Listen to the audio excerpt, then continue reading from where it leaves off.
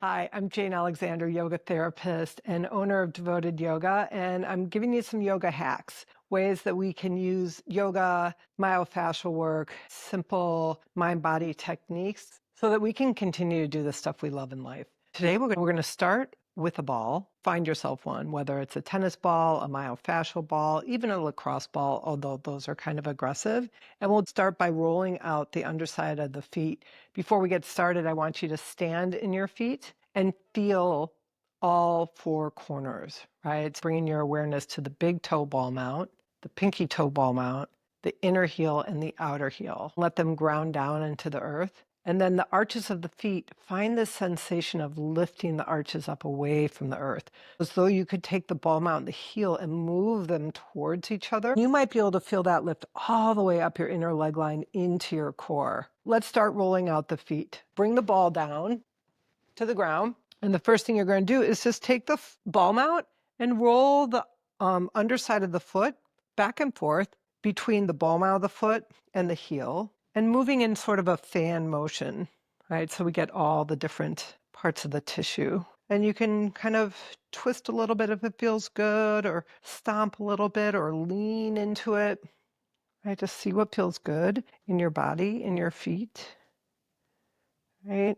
And then we're going to come bring the heel down, and we'll be right in, behind the ball mount of the foot, and you're going to roll side to side. You can actually even take that under the ball mount and see if you can let the ball, the foot kind of drape, right? We're trying to get the dynamic movement into the ball mount of the foot, right? So come take the ball and bring it underneath the middle three toes and roll the rest of the foot off the ball, but the three toes are getting a nice stretch out on the bottom of the feet.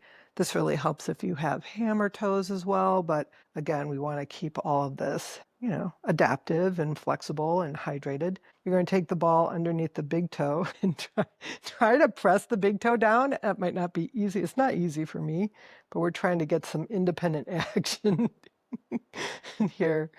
And then you're going to take the ball, bring it along the inner arch, right? So it looks like it's just going to slide out the inner arch, and then press down on it, right? Maybe the ball will flatten and you can get both the ball mount and the heel on the ground. If it doesn't, that's no problem. You can do a little chugging back and forth, right, to open up that tissue. And this part of your foot may be really sensitive, so be gentle enough. We always want to work with the tissue in a way that allows it to open up. And if we're too aggressive, what's going to happen is the tissue is going to start guarding and protecting.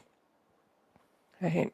Then we'll come to the pinky edge of the foot, and you're going to do the same thing. Allow the ball to, feel like it's going to slide out, like it grabs the tissue on the underside of the foot and draws it to the outside. Chug a little bit back and forth here, and then find your heel and let the heel move back and forth. Right? Just really trying to create some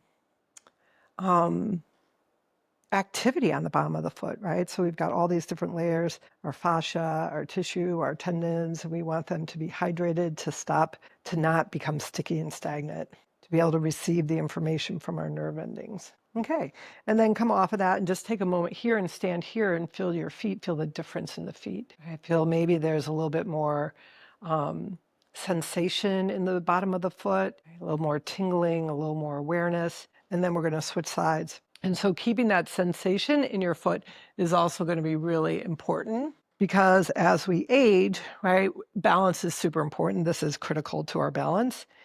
And the sensation that we gather from the feet gives us a lot of information on our proprioception, which helps us maintain balance, right? I work with clients who have, lost sensation in their feet, either through an autoimmune disorder or just wear and tear, right? And that makes balance so much trickier for them. So come under the ball mount of the feet and just kind of wag the foot back and forth. The other thing this will do is it gives your ankle the opportunity to evert and invert, warming up the ankle a little bit. Nice. And then coming middle three toes, stretch underneath the middle three toes. Okay, see if you can get the big toe to operate independently. Mine doesn't want to, but I can try. Right. come to the inner arch of the foot. And again, sort of standing on the ball and letting it kind of squeeze out the inside and chugging if it feels good. Nice. And then finding the pinky edge, doing the same thing, trying to catch the flesh underneath the foot and spread it wide. Nice. And then we'll come in front of the heel, pressing into it and on the heel, waking up the nerve endings. And listen to your listen to the tissue, and just if there's somewhere that feels good when you make contact with it, stay there and give it a little love. Nice. And then we'll come off the ball. You'll set the ball to the side, and once more, just stand into your feet and feel your feet, all four corners. Nice. Another quick thing that's really helpful for our feet is being able to keep the ankles, functioning well. And we want to be able to elevate the heels and elevate the toes.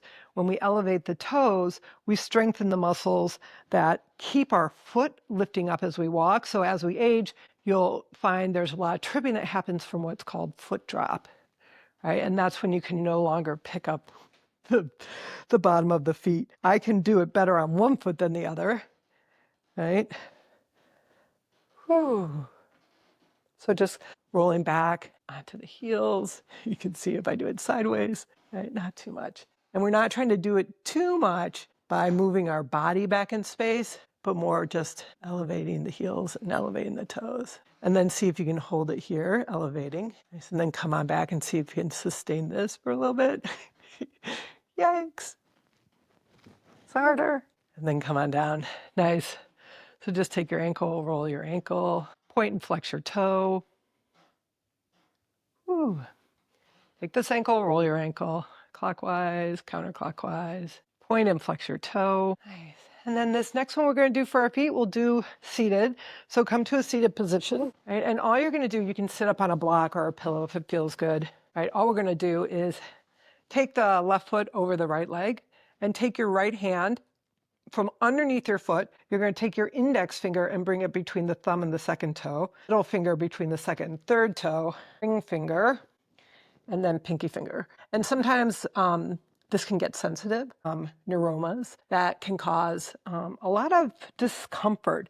But we want to keep the toes spread wide. We want their ability to move wide because, again, they offer us a lot of proprioceptive feedback for our balance. And so then just take your nice handshake with your foot, roll your ankle clockwise, come on back, roll it counterclockwise. Nice. Ooh. Yeah. Flex and point the toes, and then we'll release that and switch sides. And again, you can do this in a chair if it's more available. You can sit up on a pillow or a block.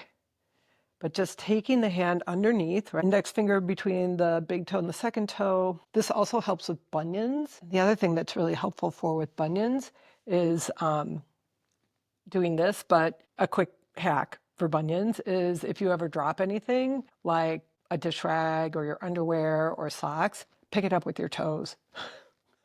That's going to strengthen the inner arch, which gets extended and lengthened when the toe is pulled in. So yeah, point and flex, do a little circles, open up the underside of the foot, and then release that. You can extend the leg straight.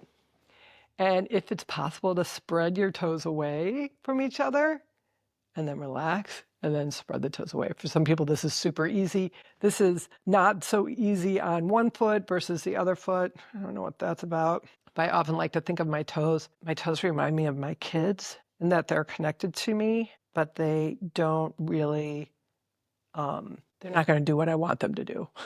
So I gotta spend some good time with them before they are going to do what I want them to do, if it ever at all. But anyway, we can keep practicing, keep creating space, keep this part of our body really awake and alive, and we'll serve our feet so our feet can serve us. And this is how we integrate it into our life to keep us available to live the way that nourishes us. Om Shanti, peace. Namaste.